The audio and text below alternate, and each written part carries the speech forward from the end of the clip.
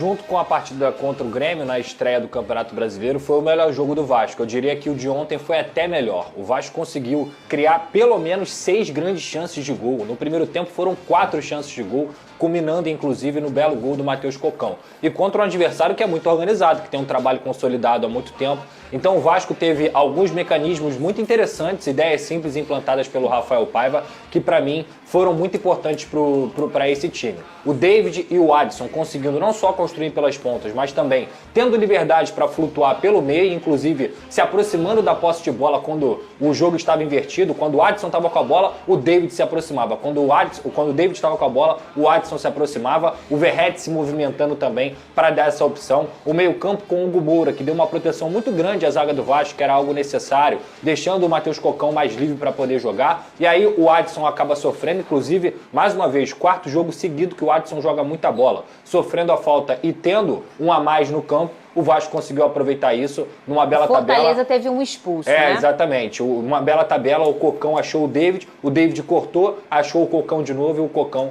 fez mais um gol com a camisa do Vasco. Inclusive o David, para muita gente que tirava o David como um jogador qualquer, ele já tem hoje no Vasco 9 participações de gols em 26 jogos. No São Paulo, ano passado, ele fez 39 jogos e 8 participações em gols. Caramba! Então ele já superou as participações em gols com a camisa do Vasco. Ele começou o brasileiro bem já com o Começou, Vasco, né? É um jogador que O que você acha de mandar esse corte pro Álvaro Pacheco?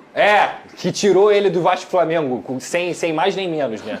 Enfim, e o Rafael Paiva tem muito mérito aí, né, nesse crescimento do Vasco da Gama. No segundo tempo, o Vasco até começa nervoso, tentando afobado já se fazer o segundo gol no placar. Depois consegue tranquilizar esse time e aí aparece a melhor dupla aí do Vasco da Gama, a dupla, o casamento perfeito, Piton, Verratti. É sempre a terceira assistência do Lucas Piton seguida em 3 jogos e o Verratti fazendo gol novamente, como foi contra o Botafogo também. O artilheiro do Campeonato Brasileiro, o cara do Vasco, o capitão, um jogador extremamente identificado com a torcida, que representa muito o que é o torcedor em campo e que é efetivo, um baita de um centroavante. Se eu falei do Gerson e do Pedro, na parte de baixo da tabela, sem dúvida alguma, o Verratti é o melhor jogador. Olha só, Vene, não solta ainda, por favor. Pra mim, hoje, eu falei aqui nesse programa na semana, ele é o melhor cabeceador do futebol brasileiro. O que geralmente você vê, né, numa jogada de cabeça, é o cara parado com o seu marcador, ele flutua ali pertinho pra tentar cabecear.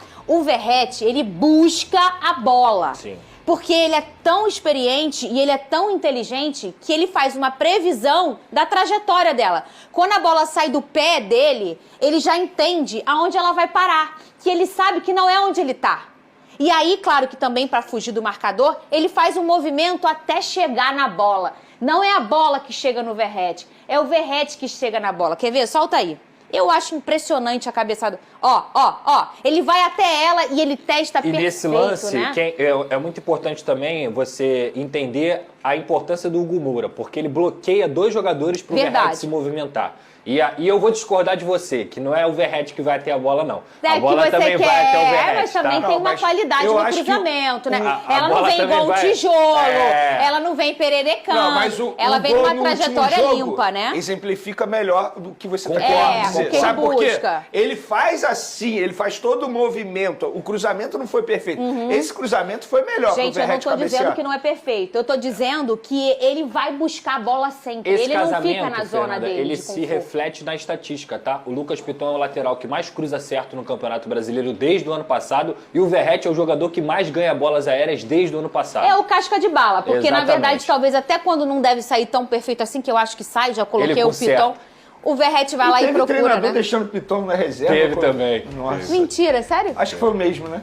E botava o Adson na esquerda aí. Também botava. Custou caro, um pouquinho. Né? Não pro treinador. Não, mas... Não, pro Vasco. Até porque ele agora tá de férias e ganhando dinheirão. Meu Deus do céu, mas olha aí, tá difícil pra alguém bancar o Verratti sendo o melhor pra mim, cabeceador agora, do nesse futebol jogo aí, brasileiro. não sei se você concorda comigo, novamente o JP, que começou no banco de reservas, entrou no lugar do Payet, infelizmente o Payet se machucou, e novamente o JP dando conta do recado.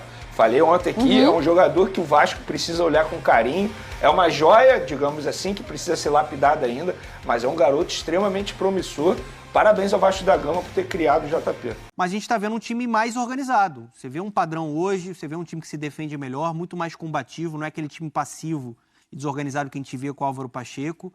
Né? O Adson, no melhor momento, crescendo bastante ali, o cara que vem da direita para dentro, o canhotinho, o David também tendo essa liberdade para circular. Então, assim, o trabalho até agora é um trabalho positivo. E não era fácil o desafio. Porque Vem querer enrolar não, hein? Fica ou não fica? Por enquanto fica. Aê, cara. Acho Eu sabia que- que você ia mandar essa. Vai ficando, Cara, não tá não, ganhando. o Abel, não é Quando fácil. perder duas, eu vou chamar o senhor de volta aqui, hein? Não, mas não tem você sabe como é que é, né? Quando já vai ter gente falando que é para ser demitido na primeira derrota ali, né? Que acontecer. Mas até agora ele conseguiu organizar a equipe, ele conseguiu Isso é importante. ganhar o grupo, o time tá correndo mais. Mesmo, por exemplo, quando não ganhou do Botafogo, jogando em casa. Mas competiu. Competiu, né? Competiu. Com um time com mais qualidade. E o Vasco Não é? é um elenco que tem limitações. Sim. Tem É limitações. curto ainda.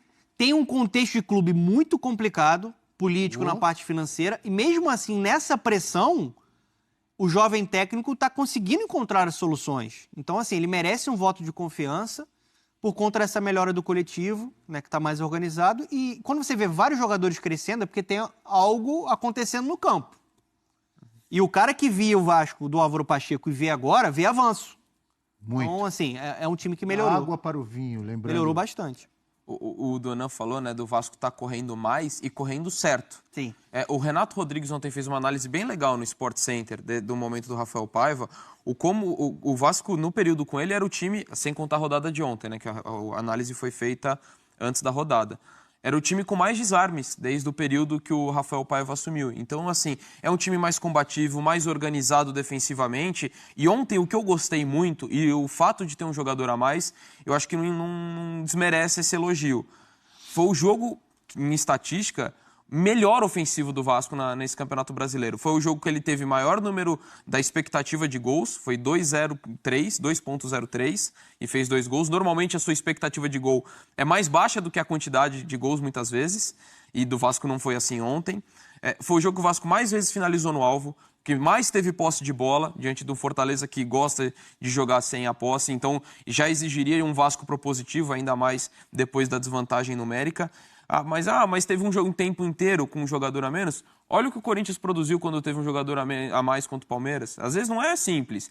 E diante de um time com um processo muito mais avançado, muito mais organizado com o Vojvoda, apesar dos desfalques que ainda tem o Fortaleza, mas isso não tira em nada o mérito do que esse time produziu. O Fortaleza voltou bem pro segundo tempo. Exato, Nath. E assim, você está falando então de um time que é muito mais organizado com o Rafael Paiva, muito mais sólido defensivamente. E ontem os elogios se estendem ao ataque, porque é um time que produziu, lógico, a bola aérea com o Verratti é algo manjado, é algo constante, é verdade. Mas o Vasco produziu mais do que isso. Adson, David circulando. Exato, criando. o gol do Cocão é justamente uma jogada que o David traz pra dentro. Mais uma bela partida do Cocão. Teve um lance no primeiro. Cocão. Teve um lance no primeiro tempo que o Verratti sai da área, constrói a jogada e ele mesmo aparece para concluir de cabeça. Então, foi um time que acabou produzindo um pouquinho mais, com o Verratti saindo da área. Lógico, ainda não é uma grande produção ofensiva, mas a gente não pode esquecer que isso aconteceu com o Payet saindo com 13 minutos.